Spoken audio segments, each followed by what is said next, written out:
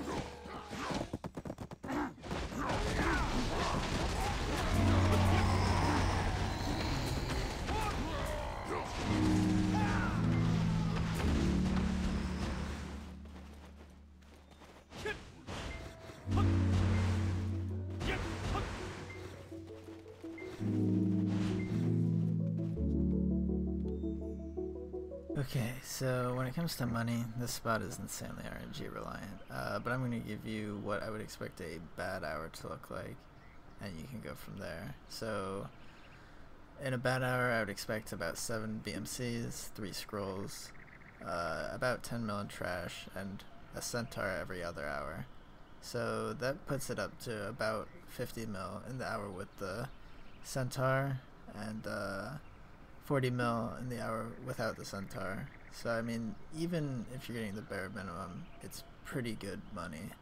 And then I would go as far to say I expect 10 BMCs, 10 to 12 BMCs an hour, about 4 scrolls, the 10 mil in trash, and 1 to 2 Centaur belts every hour. And I mean, it's definitely possible I'm just RNG carried, but I think it's definitely worth giving this spot a try, because if Arsha's pretty powerful for spots like this, in my opinion. These kind of mid-tier drops are pretty insane when you get them going. So I think the money here is pretty insane. It's, in my opinion, the best way to go from try to tet boss pieces and get ready for Gyfins, where you can start making Gyfins and Ackman when you start making the huge money. So give it a try. Maybe you won't be as RNG carried as me, but I think if you're going in Arsha or with loose scrolls, you'll make pretty good money, even if you're unlucky.